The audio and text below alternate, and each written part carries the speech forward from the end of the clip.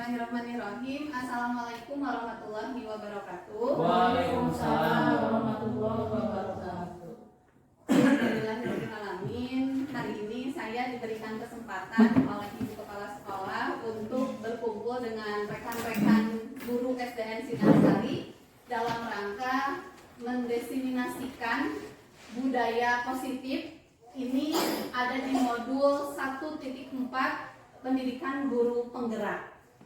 Budaya positif ini tentu akan sangat bermanfaat sekali materinya, karena ini berkaitan dengan bagaimana cara kita mendidik murid-murid di sekolah. Karena tentunya kita sadar betul bahwa posisi kita di sekolah ini adalah sebagai seorang pendidik yang erat hubungannya dengan murid.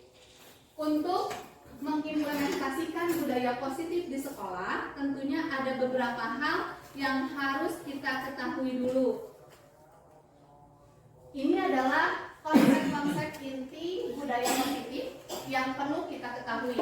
Yang pertama, ada disiplin positif, motivasi perilaku manusia, hukuman dan penghargaan, kemudian kebutuhan dasar manusia, posisi kontrol restitusi, keyakinan kelas yang tadi Ibu KS sampaikan, dan yang terakhir adalah segitiga restitusi. Masuk ke materi yang pertama, yaitu disiplin positif.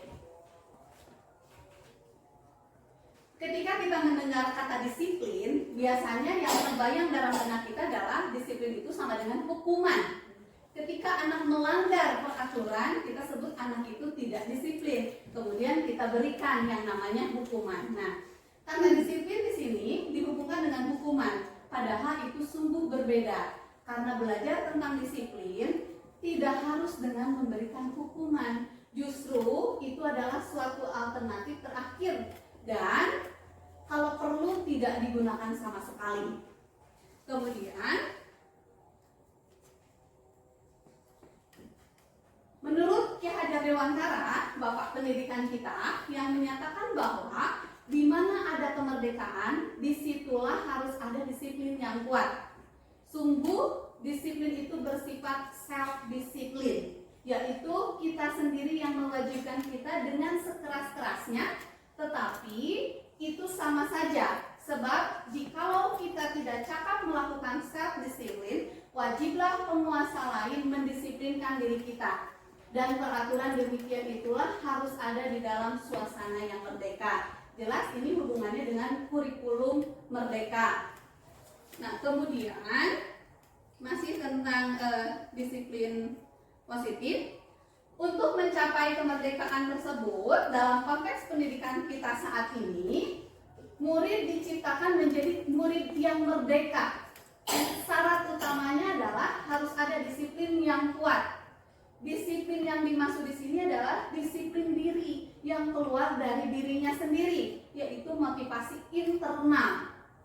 Jika kita tidak memiliki motivasi internal, maka kita memerlukan pihak lain untuk mendisiplinkan kita, atau motivasi eksternal disebutnya, karena berasal dari luar, bukan dari dalam diri kita. Contoh kecilnya, ketika kita melihat ada sampah, kemudian anak hare-hare tidak mengambilnya, berarti anak itu belum memiliki motivasi internal.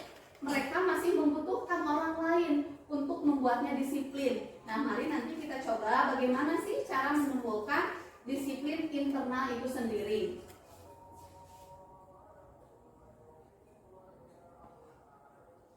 Nah, disiplin itu harus bisa membuat seseorang menggali potensinya menuju kepada sebuah tujuan, sesuatu yang dihargai dan bermakna. Dengan kata lain, disiplin diri juga mempelajari bagaimana cara kita mengontrol diri dan bagaimana menguasai diri untuk memilih tindakan yang mengacu pada nilai-nilai yang kita hargai. Dengan kata lain, seseorang yang memiliki disiplin diri berarti mereka bisa bertanggung jawab terhadap apa yang dilakukannya, karena mereka mendasarkan tindakan mereka pada nilai-nilai kebajikan universal. Dan tentunya kalau Kalau menurut saya pribadi, ini pun tidak berlaku hanya untuk murid, tapi berlaku juga untuk diri saya sendiri. Kalau saya tidak punya motivasi internal dalam diri saya untuk mendisiplinkan diri saya, tentunya tugas yang diberikan baik dari sekolah ataupun dari guru penggerak dan tugas di rumah tidak akan terlaksana dengan baik. Kemudian disiplin tersebut tadi merujuk pada kebijakan atau nilai-nilai universal. Nilai-nilai universal itu adalah nilai-nilai kebaikan, ya, nilai-nilai kebaikan. Nah, di kurikulum Merdeka, tujuan akhir dari murid yaitu menjadikan mereka memiliki keenam karakter profil pelajar Pancasila: beriman, bertakwa kepada Tuhan Yang Maha Esa, dan berakhlak mulia. Nah, ini dimensinya ada 6, padahal subnya itu banyak sekali. Mungkin nanti insya Allah saya bagikan ya untuk sub dimensi yang masih berhubungan dengan profil pelajar Pancasila ini sendiri. Kemudian mandiri. Nah, di sini saya pribadi mendidik saya sendiri untuk bersikap mandiri. Misalnya dalam mengerjakan tugas, dalam mencari ilmu, saya tidak perlu menunggu orang lain untuk untuk mengajak saya mencari ilmu. Saya memotivasi saya sendiri, saya harus mandiri kalau saya mau bisa gitu. Kemudian bernalar kritis. Bernalar kritis ini sendiri berarti kita harus mampu, harus mau berpikir. Mari kita didik anak-anak kita menjadi murid yang bernalar kritis. Jangan mau dibuahkan lab. Biarkan mereka memecahkan suatu masalah dari masalah yang kita sajikan supaya mereka berpikir kritis. Nah, kemudian apa itu berkebinekaan global? Sekarang ini kan sudah abad ke-21, di mana yang namanya budaya asing itu masuk ke negara kita. Penyaringnya sudah sangat tipis. Karena apa? Karena budaya asing itu masuk melalui hal-hal yang mudah dijangkau sama anak-anak. Gadget mereka punya, Wifi disediakan. Bagaimana tidak? Mereka melihat budaya luar, Korea misalnya, K-pop lebih menarik, lebih menarik dibandingkan budaya sendiri. Dipersilahkan, hanya kita sebagai guru harus bisa menjadi filtrasi untuk budaya-budaya asing tersebut. Kita harus bisa menyesuaikan mana yang sesuai dengan nilai-nilai luhur Pancasila, mana yang tidak. Yang kemudian bergotong royong. Alhamdulillah di sekolah ini siswa ataupun gurunya sudah sangat erat untuk bergotong royong, sehingga pekerjaan yang berat pun akan terasa ringan karena kita sudah mengerjakannya bersama-sama. Yang satu lagi kreatif. Nah, di sini setiap siswa pasti memiliki daya kreatif. Hanya saja seperti saya mudah untuk memfasilitasinya. Padahal kalau difasilitasi, siswa itu bisa lebih kreatif bahkan dari gurunya. Nah, oleh karena itu, mari kita sama-sama menjadikan murid-murid yang kita yang ada di sekolah ini memiliki profil pelajar Pancasila. Tadi satu konsep yang pertama ya, disiplin positif. Sekarang masuk ke konsep yang kedua. Nah, Ibu Bapak, ternyata kita ini dalam berperilaku ada 3 jenis motivasi. Ada untuk menghindari ketidaknyamanan atau hukuman, ada untuk mendapatkan imbalan atau penghargaan dari orang lain, yang terakhirnya untuk menggali orang yang mereka inginkan dan menghargai diri sendiri dengan nilai-nilai yang mereka percaya. Yang pertama, untuk menghindari ketidaknyamanan. Artinya ketika saya disiplin, saya hanya berpikir gini, oke, saya harus masuk kelas karena saya sering UKS. Nah gitu. Untuk menghindari hukuman, namun saya mengerjakan ADM pasti dicarikan nih untuk pengawas UKS. Itu yang nomor 1. Yang nomor 2 itu kebalikannya. Untuk mendapatkan imbalan, saya sendiri di kelas pernah membuat daftar penghargaan. Ternyata itu tidak boleh. Karena itu justru termasuk eksternal. Anak gini, aku harus jadi nomor 1 karena aku akan diberikan hadiah sama ibu guru. Bukan ya, reward itu termasuk yang eksternal. Jadi bukan dari anaknya sendiri.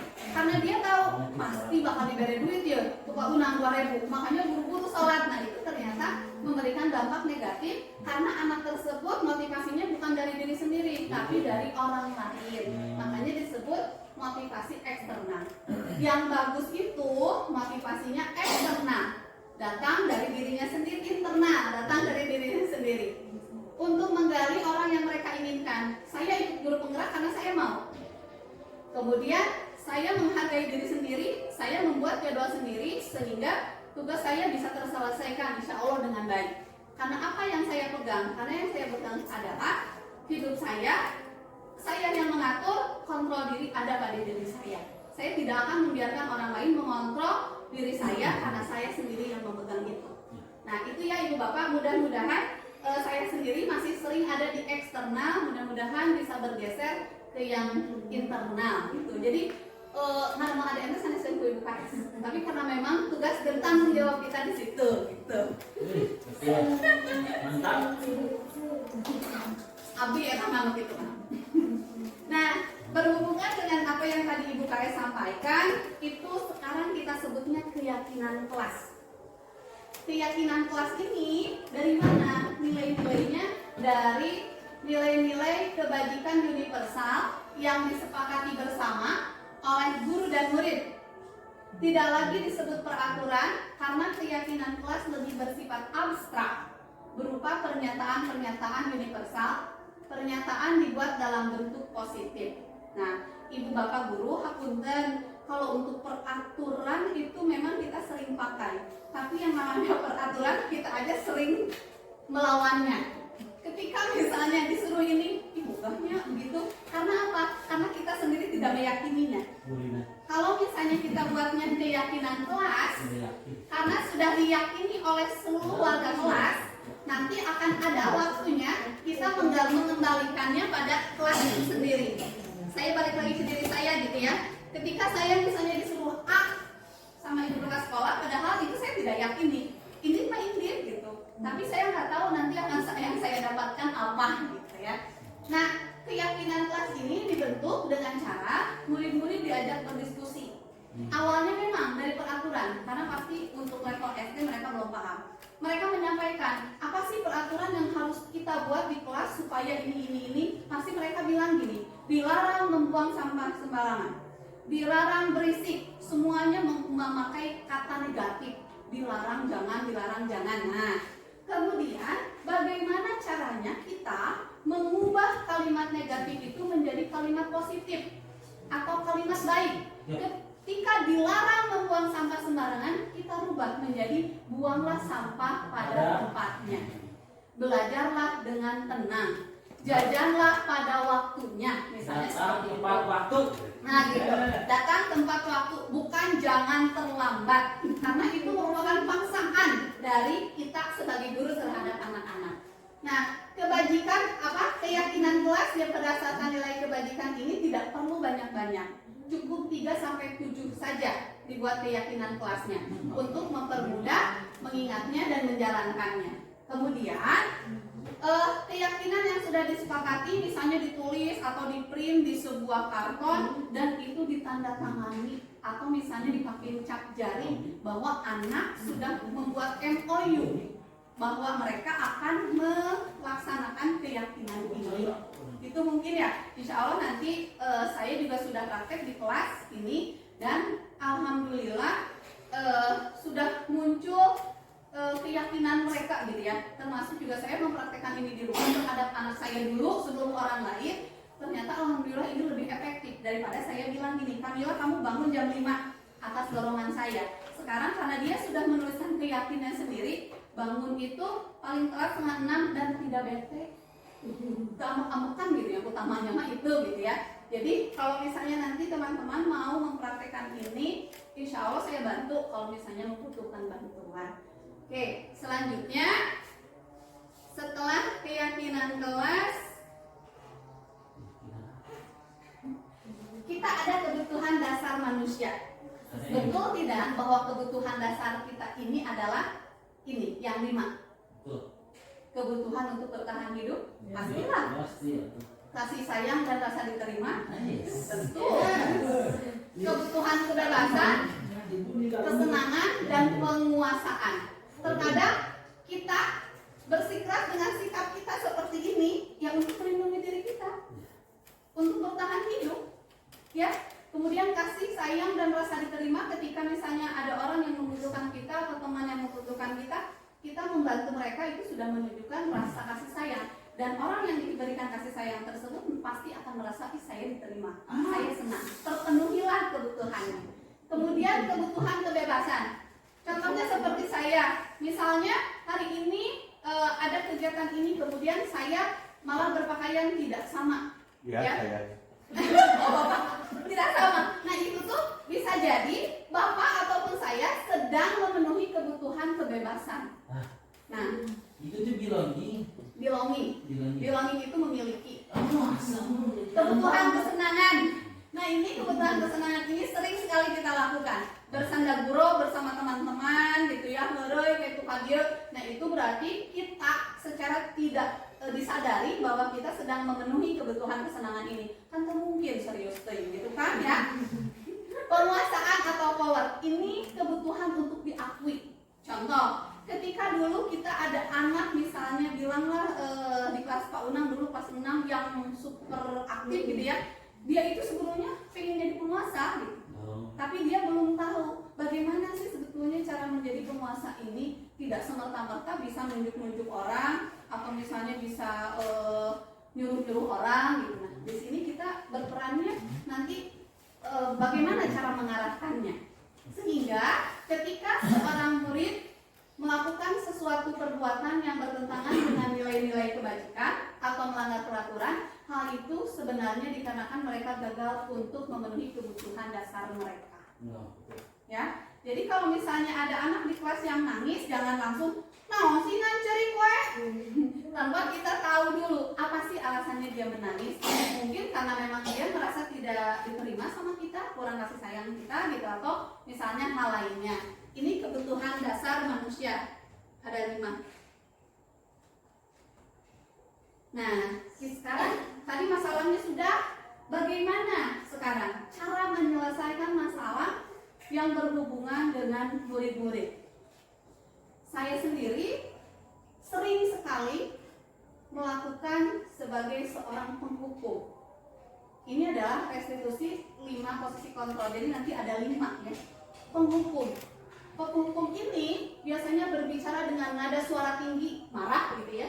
Bahasa tubuhnya, mata melotot, jari menunjuk-nunjuk menghardik, atau mungkin sampai mengeluarkan kata-kata kasar.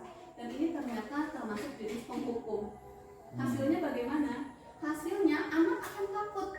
Kita menyangka anak itu nurut sama kita, padahal ternyata anak ini akan marah. Dan sudah jelas kan terjadi di sekolah kita. Dampak dari yang dulu di sekolah kita sering terjadi kerusakan, ada yang coret-coret tembok, bisa jadi ini karena dari sikap penghukum di masa lampau ini. Nah, iya kan? Bisa saja murid akan melakukan kesalahan yang lebih dari sebelumnya.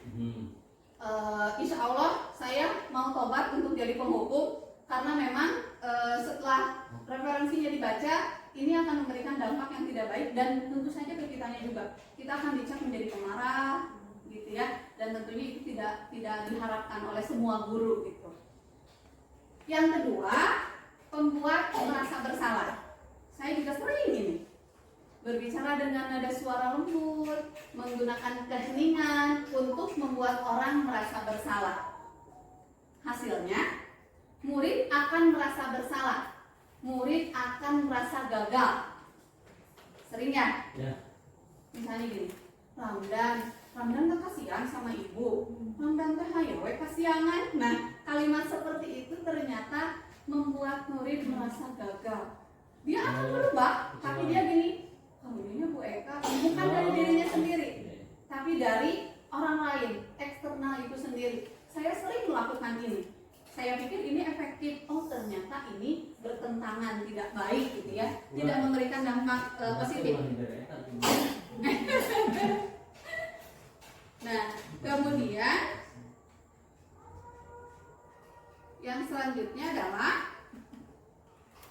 posisi sebagai teman. Ada posisi sebagai teman. Ini sudah memiliki nilai positif. Tidak lagi marah-marah. Kemudian ramah ini mah. Ramah, akrab, dan bercanda. Bahasa tubuh merapat pada murid, mata dan senyumnya jenaka. Contohnya teh misalnya gini. muridnya kita anggap teman. Bahasanya juga bahasa seperti seorang teman. Ya, di sini murid akan merasa senang dan akrab dengan guru. Namun di sisi negatifnya yaitu murid tersebut akan tergantung pada guru tersebut. Dia sudah merasa nyaman. Misalnya kelas 6 atau misalnya kelas 1 sudah nyaman dengan Bu Elis, ketika naik ke kelas 2 ganti guru, dia nggak mau. Karena Bu Elis sudah dianggap teman, nggak mau berpisah sama Bu Elis. Gitu. Ya. Nah ini juga sering relawan. Dia seperti Paulnya sama Bu Elis sudah berteman, Dia susah untuk berpisah. Sudah nyaman. Nah, kemudian yang keempat ada pemantau. Pemantau ini tugasnya mengawasi berdasarkan pada peraturan-peraturan dan konsekuensi. Nada suara datar, bahasa tubuh normal. Contoh, ketika di sekolah kita sudah ada peraturan memakai sepatu berwarna hitam. Ada anak yang tidak memakai, dengan tegas saya bilang, kenapa kamu tidak pakai sepatu warna hitam? Ya ibu, sepatunya basah. Konsekuensinya atau peraturannya kalau tidak memakai, itu kamu lari keliling lapangan. Ya, karena sudah tertera di peraturannya seperti itu. Murid akan memahami konsekuensinya karena dia tahu peraturannya seperti itu. Dilanggar oleh dia. Oleh karena itu dia akan melakukan konsekuensinya. Namun motivasi yang muncul pada murid masih motivasi eksternal. Sanes kulantaran anjeunna nyarira nu hoyong berubah tapi sieun ku peraturan. Nah itu hubungannya masih tadi dengan yang motivasi perilaku. Kemudian yang terakhir, yang terakhir materi ya, maaf. Ini posisi kontrol. Ada ini harusnya kelima ya, manajer. Manajer ini guru berbuat sesuatu bersama murid, mempersilahkan murid, mempertanggungjawabkan perilakunya, mendukung murid agar menemukan solusi atas permasalahannya. Nada suara tulus, bahasa tidak kaku, mendekat ke murid. Di sini murid sudah mengetahui adanya masalah dan mampu kembali ke keyakinan kelas untuk memperbaikinya. Saya tahu ini tidak mudah, tapi kalau misalnya kita tidak mencoba, kita tidak akan tahu apa hasilnya, apa perbedaannya, gitu ya. Tidak mudah seperti membalikkan telapak tangan. Tapi kalau misalnya memang ini suatu kebaikan untuk murid, kenapa tidak kita coba, gitu ya. Secara bertahap, insya Allah kalau ada yang membutuhkan bantuan untuk mengetahui lebih lagi, saya insya Allah siap bantu. Karena pada dasarnya kita menjadi seorang pendidik di sekolah ini tujuan utamanya murid, dan murid. Semua yang kita lakukan adalah kebaikan untuk murid itu sendiri. Nah, kembali selanjutnya adalah materi segitiga restitusi. Ini penerapannya dari yang tadi jenis manajer. Kenapa disebut segitiga? Karena memang ada 3 tahap yang akan kita lalui atau yang akan kita lakukan ketika kita menerapkan restitusi pada siswa. Ya, jadi restitusi ini salah satu pendekatan untuk penyelesaian masalah. Tahapan yang pertama ada di sini yang disebut dengan menstabilkan identitas. Ya, kemudian validasi tindakan yang salah. Dan yang terakhir adalah menanyakan keyakinan. Tentu saja sebelum kita melaksanakan segitiga restitusi ini, yang pertama kali harus kita buat adalah bukan peraturan tadi apa? Keyakinan kelas. Bagaimana ketika kita menerapkan ini ke anak, bertanya, ingat tidak keyakinan kelas yang kita buat? Cuk, anak teh emang ibu kita udah bikinnya kan tidak mungkin ya. Jadi step yang pertama itu kita bentuk dulu keyakinan kelasnya seperti apa. Ini lebih detailnya untuk menstabilkan identitas. Mungkin ini akan terdengar asing ya, Ibu dan Bapak, karena memang sepertinya ini tuh membenarkan apa sih yang siswa lakukan itu. Menstabilkan identitas artinya mengubah identitas anak dari orang yang gagal karena melakukan kesalahan menjadi orang yang sukses. Saya sendiri kalau di rumah anak saya melakukan kesalahan pasti saya bilang, dah kamu mah coba muntah di teh gitu. Nah secara tidak langsung ibu oke gitu ya, itu tuh anak tuh jadi merasa gagal. Nah kita tidak boleh melakukan itu lagi. Mari kita rubah menjadi reflektif. Kita harus meyakinkan si anak dengan cara mengatakan kalimat-kalimat ini. Berbuat salah itu tidak apa-apa.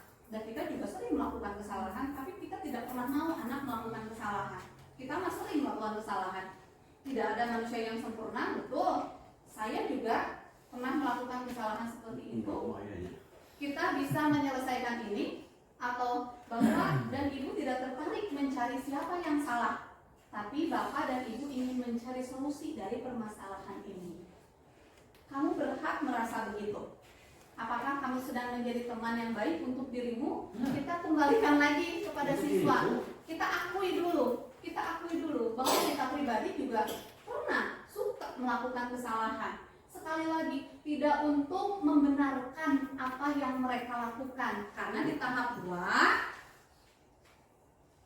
kita akan melakukan validasi tindakan yang salah. Kembali lagi ke kebutuhan manusia yang tadi, bahwa setiap tindakan yang kita lakukan dengan satu tujuan, yaitu memenuhi kebutuhan dasar.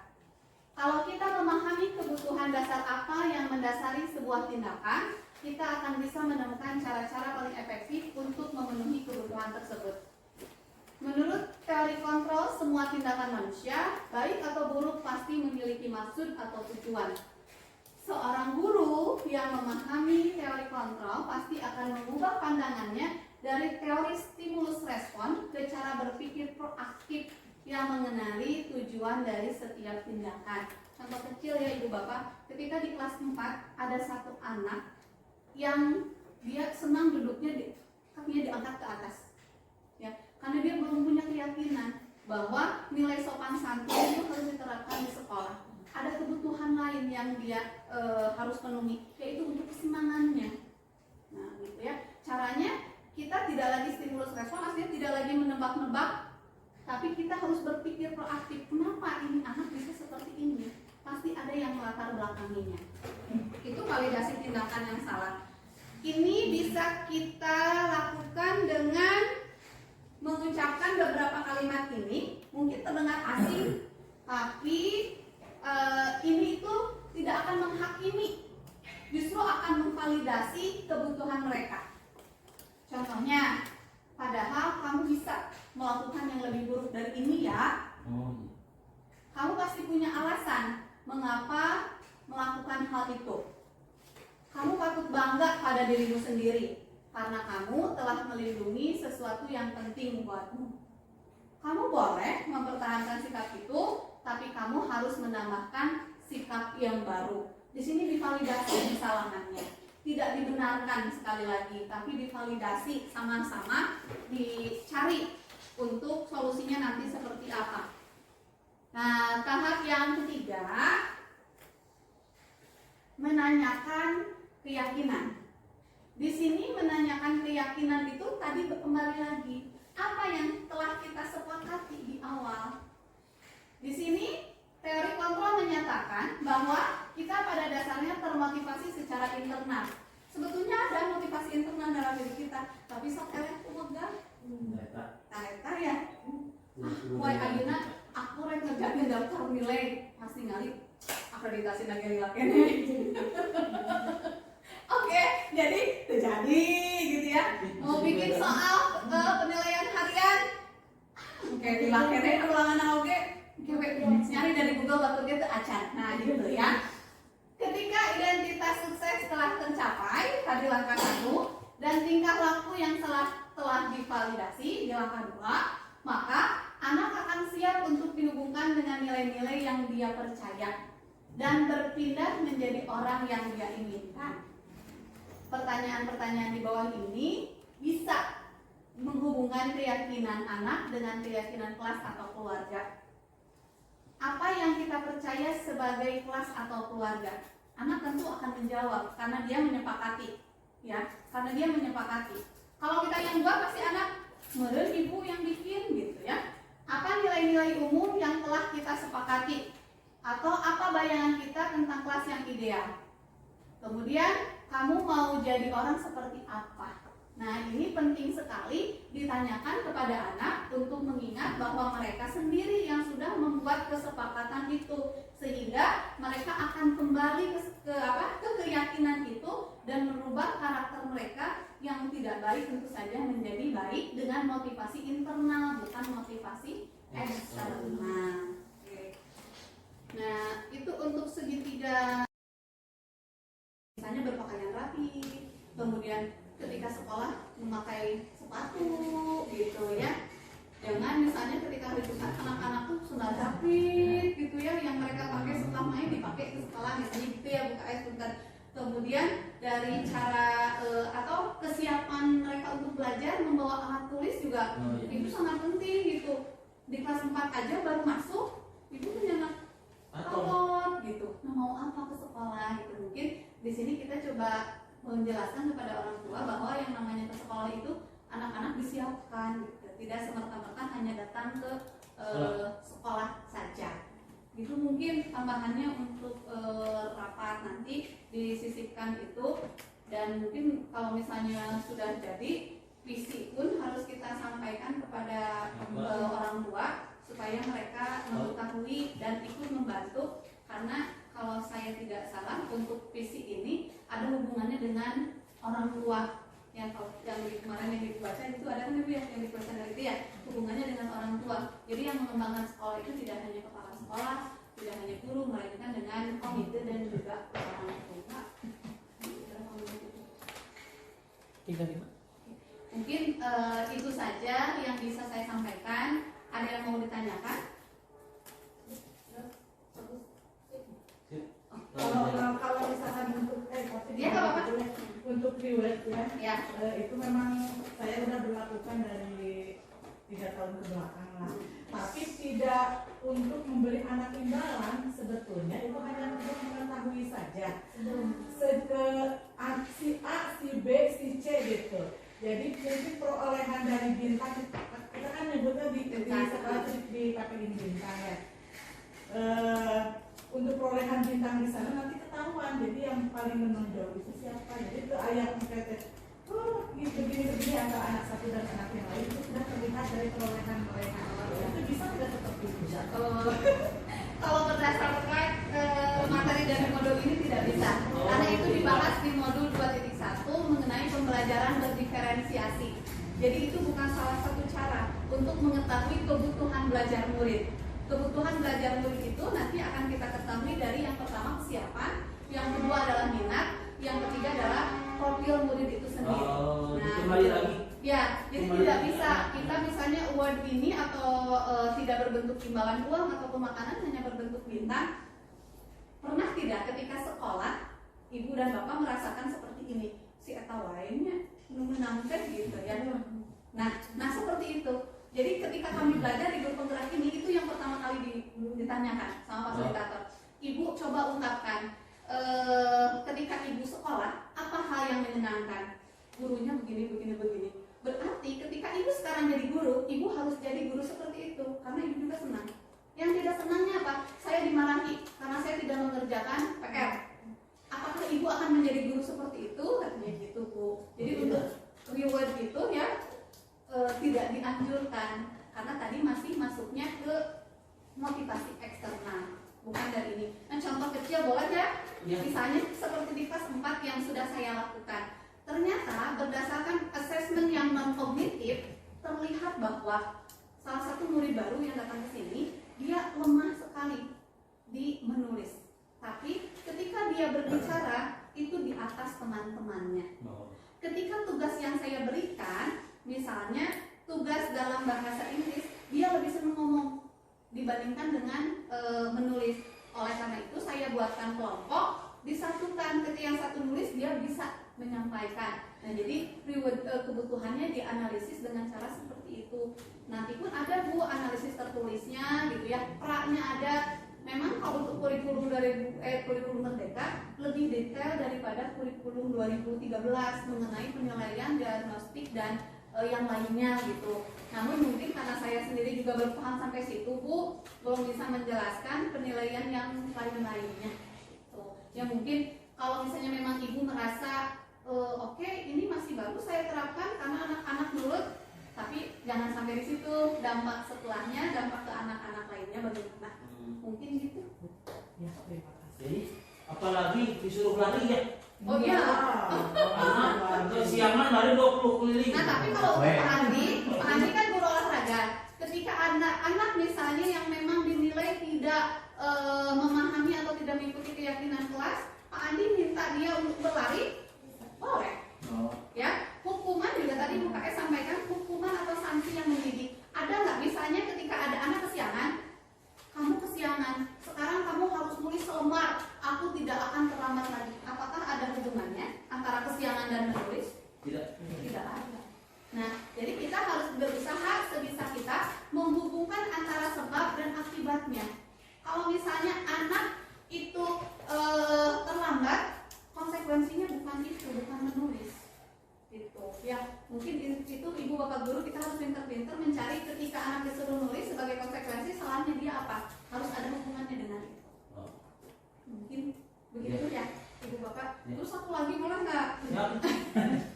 Karena memang ini harus diterapkan di sekolah. Karena sudah saya sampaikan ke pihak fasilitator bahwa ini adalah program sekolah kita dan ini akan dipanen nanti pada lokakarya ke-7. Ini akan, yang itu teh Bu, yang apa?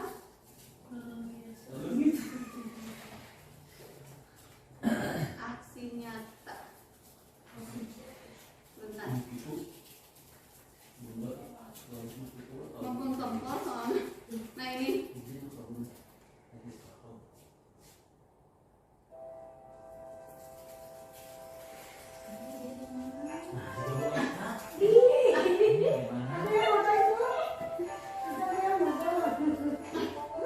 Nah ini visi saya sendiri, mewujudkan generasi berkarakter baik dan literat.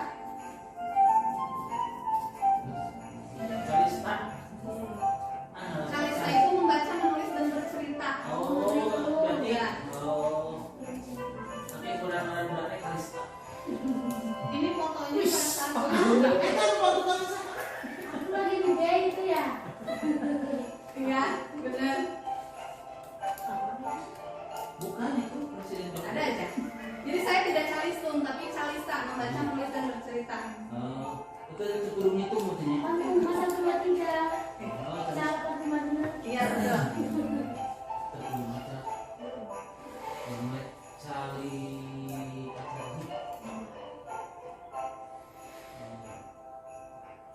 Oh, sejak begitu.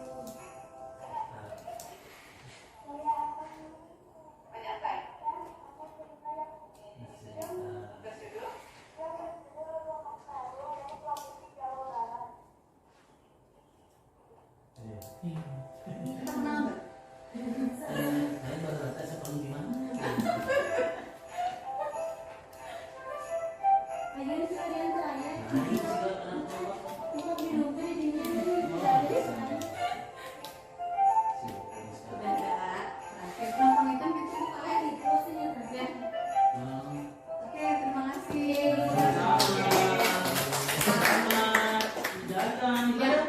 Terima kasih untuk rekan-rekan dan ini calista ini saya jadikan jargon sekolah kita karena yang saya rasa gitu yang dibutuhkan tuh ini gitu, membaca, menulis dan bercerita ini, tapi untuk kelas atas, untuk kelas bawahnya belum tahu.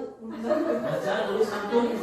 Ya, karena ini akan dipanen nanti di lokakarya 7, mudah-mudahan nanti setelah suasana sekolah kondusif ya bisa diterapkan lagi di kelas 4, 5, 6. Ya, Kalista, Kalis dan ya, sekali lagi hatur nuhun pisan untuk waktunya. Mohon maaf sudah melebihi dari batas jam kerja. Mudah-mudahan apa yang saya sampaikan ini bisa menginspirasi teman-teman untuk ikut mendaftar menjadi guru penggerak pada angkatan Insya Allah, ini. insya Allah. Amin. Amin. Karena insya Allah ilmunya akan bermanfaat, tidak hanya untuk diri sendiri, tapi kebermanfaatan untuk semuanya. Sekali lagi terima kasih. Wassalamualaikum warahmatullahi wabarakatuh. Waalaikumsalam warahmatullahi wabarakatuh.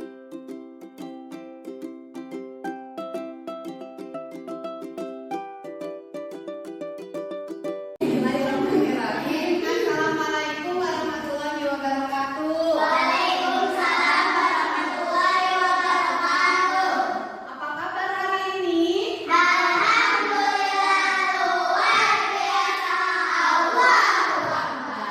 Oke ya.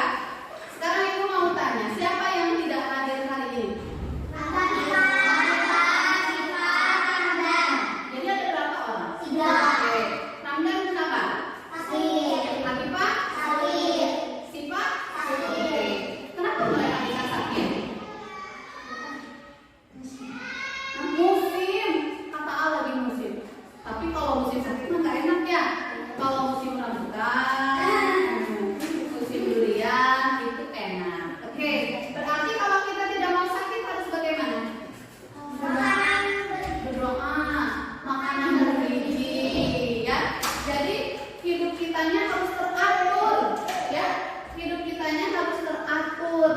Kalau kalian pergi ke sekolah ini punya peraturan nggak di rumah? Apa coba satu gimana peraturan di rumah satu?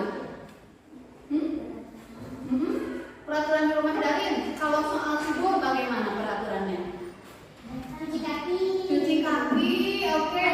Mandi, gosok gigi, pintar. Pukul berapa tidur malam?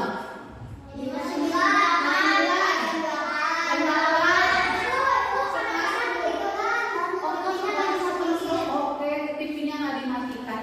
Itu namanya peraturan. Kalau misalnya kita peraturan di rumahnya tidurnya pukul 9, terus tidurnya tapi pukul 10, kena marah nggak? Siapa yang marah? Ayah, mama. Oke. Nah, supaya ibu tidak marah sama kalian di sekolah ini, ibu tidak membuat peraturan, tapi kita membuat keyakinan kelas. Siap? Oke. Tepuk semangat.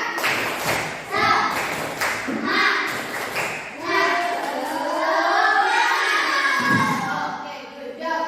Sekarang ibu mau tanya dulu ke kalian. Kira-kira peraturan di sekolah ini yang kalian tahu apa sih? Ada peraturan apa di sekolah? Belajar. Oke. Berarti menyangkutkan dilarang gitu ya? Dilarang apa sih? Dia membuang sampah sembarangan. Itu contohnya, ya.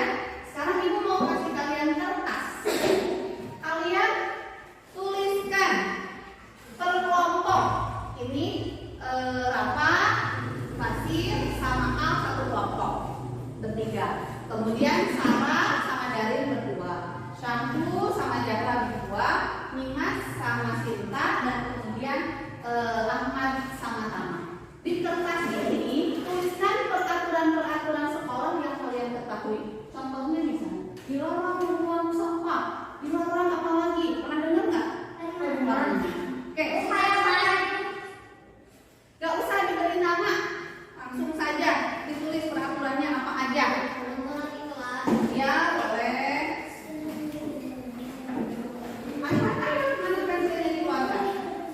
Boleh ya? Ya. Boleh. Boleh 5 saja. Boleh 5. 5 peraturan boleh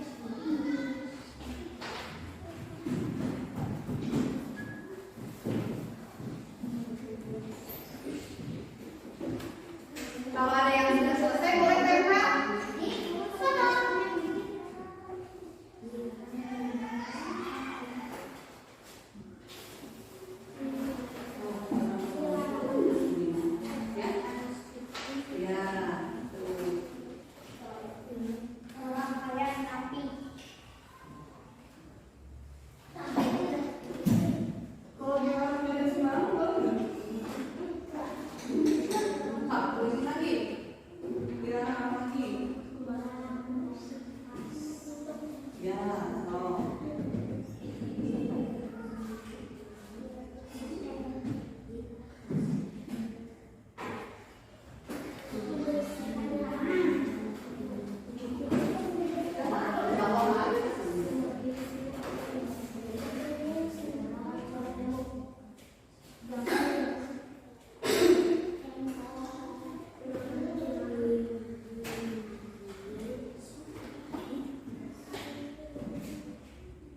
Kalau yang bisa 5 boleh 5, tapi kalau ibu cuma 3 aja boleh, 3 juga nggak apa-apa.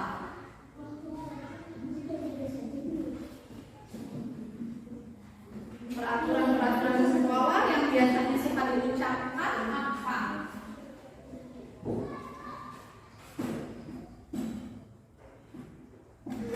Dah, boleh. Sini, Chandra.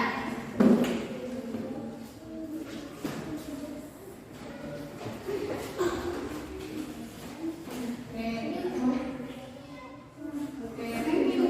Makasih dari sama Sarah.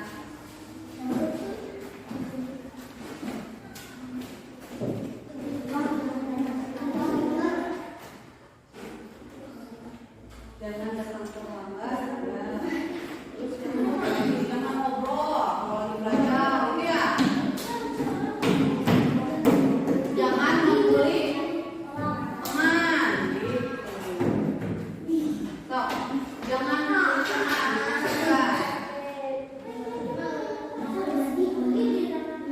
Jangan membuli teman.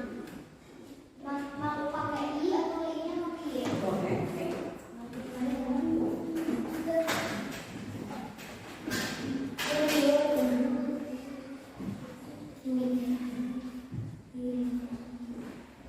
Hamdan sakitnya kasih apa yang paling lama sakitnya?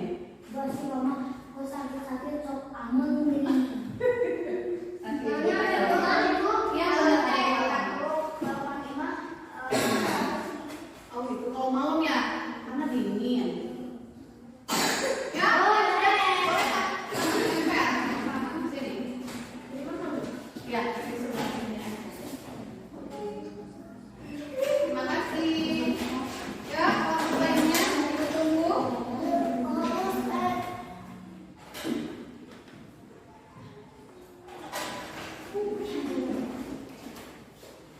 Boleh, Mbak sini tak sebelah.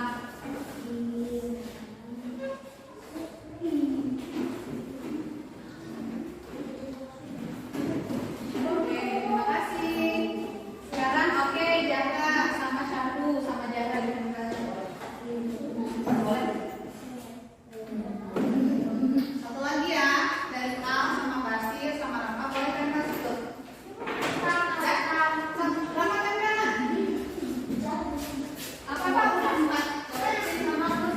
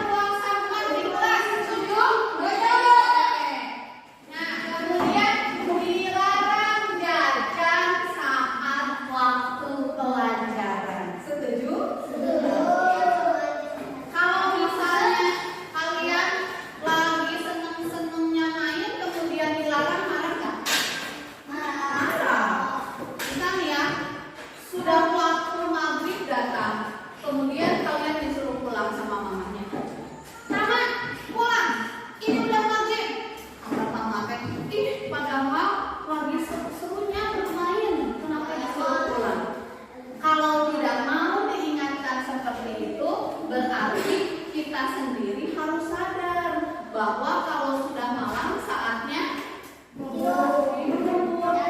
sholat gitu.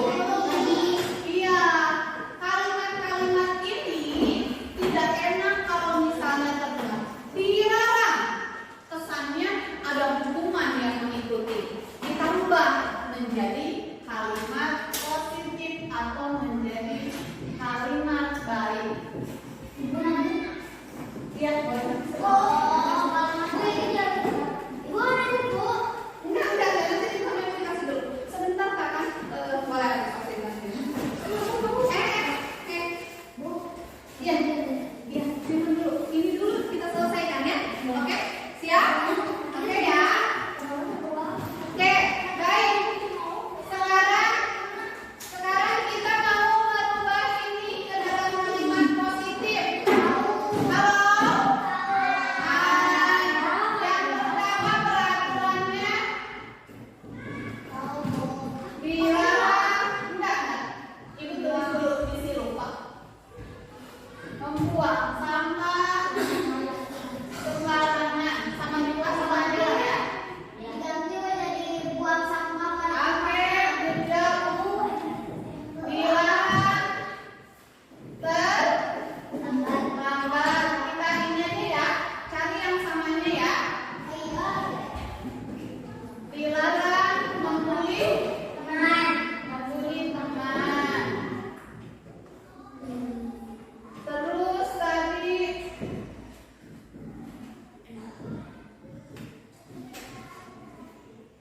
dilarang apa tadi? Oh, dilarang berisik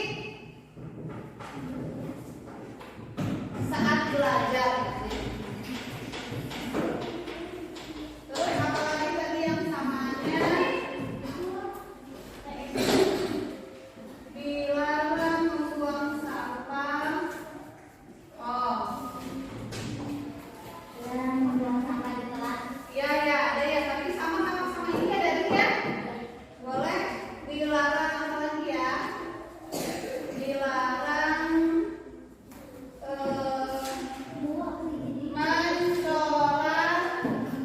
mencoret tembok.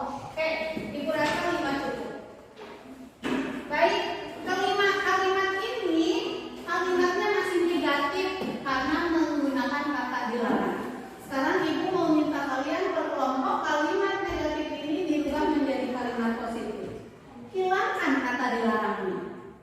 Contoh, dilarang membuang sampah sembarangan akan berbunyi buanglah sampah pada tempatnya. Baik, sekarang kertas warna hijau. Silakan. 5 kalimat itu dibuat menjadi kalimat positif. Tulis lagi di sini. Iya, bersegera. Nggak usah. Ininya nggak usah ditulis. Langsung aja kalimatnya jadi. Ayo Al, kasih sama Rafa.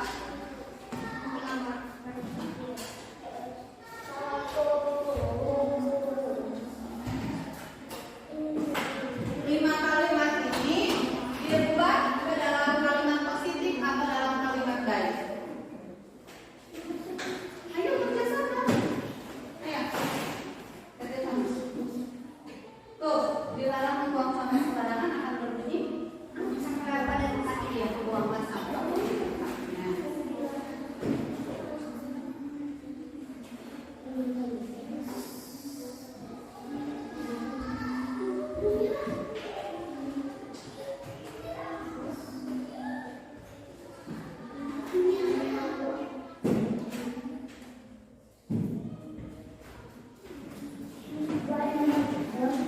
Dilarang terlambat berarti ya datanglah ya.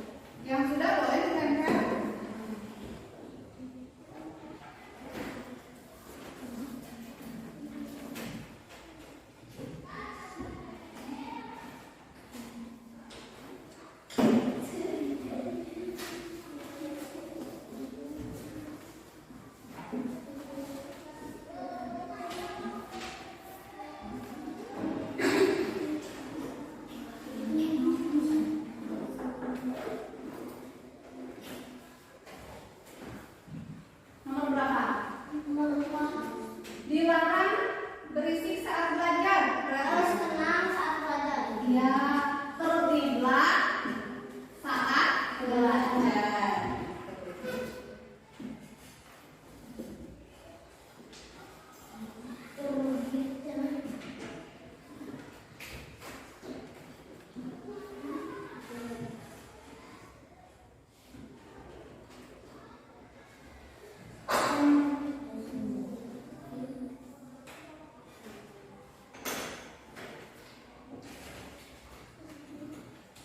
Dilarang mencoret-coret tembok. Berarti apa? Nggak usah pakai jangan, tapi jagalah. Ya, boleh. Jagalah tembok dari coret Tuhan. Jagalah kebersihan tembok itu. Oke, terima kasih dari ya. Coret-coretlah pada tempatnya, pada buku. Boleh. Kayak apa? Coret-coret pada buku nggak akan dimarahin, tapi harus dibuka. Coba kalau buku larang. Marah.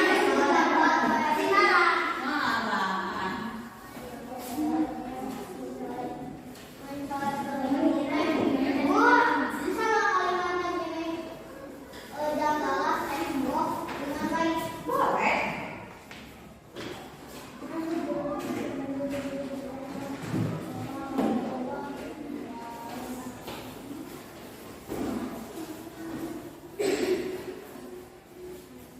Namanya syair berarti harus bisa menyanyi dengan syair. Iya, syair lalatan. Jadi rakyat syair. Beres, ayo boleh. Kakak.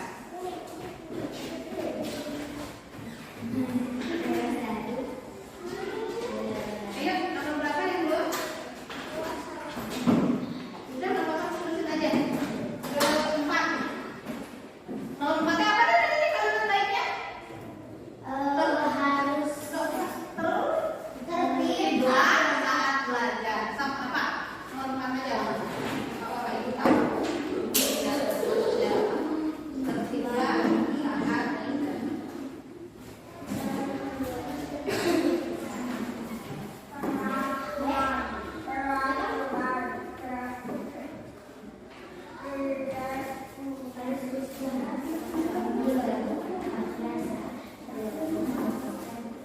Siapa yang menempel? Bapak?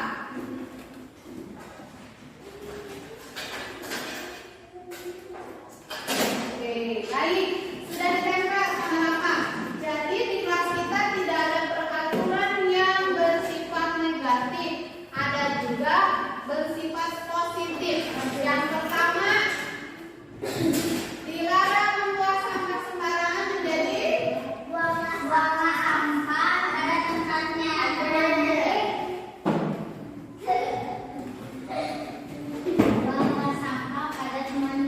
iya pada tempatnya karena sampah tidak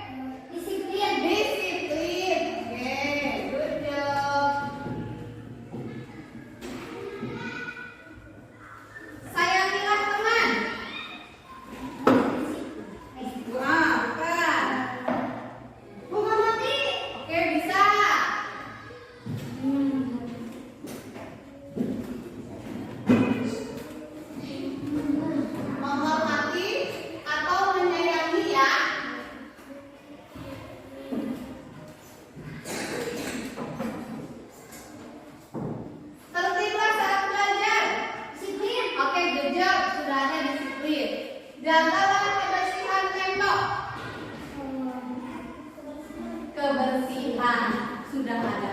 Oke kelas, berarti nilai keyakinan kelas kita ada 4. Ada kebersihan, Disiplin, menghormati, menyayangi. oke. Siap? Oke, kalau siap nanti ibu akan coba buatkan dalam sebuah karton besar. Kemudian di bawahnya kalian akan menunjukkan tanda jempol kalian nanti menandakan bahwa kalian sudah bersepakat untuk melaksanakan keyakinan kelas ini supaya kita bisa belajar dengan tenang, aman, dan juga nyaman. Ada yang mau ditanyakan tidak? Tidak. Tidak ada? Yakin? Kalau tidak ada, ibu ucapkan terima kasih banyak. Mudah-mudahan kita semua bisa mentaati ini semua. Wassalamualaikum warahmatullahi wabarakatuh. Waalaikumsalam warahmatullahi wabarakatuh.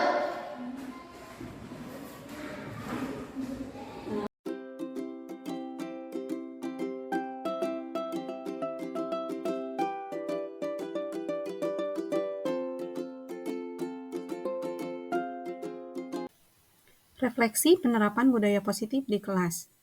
Yang saya lakukan yaitu berdiskusi bersama seluruh murid untuk menyusun dan menentukan keyakinan kelas. Dimulai dari penyampaian peraturan-peraturan yang sering murid dengar di sekolah.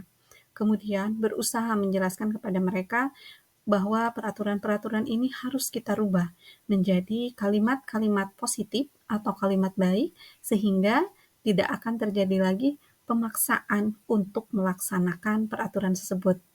Kemudian, saya pun mengajak murid-murid mencari tahu nilai-nilai kebajikan apa yang ada di dalam setiap kalimat-kalimat positif tersebut.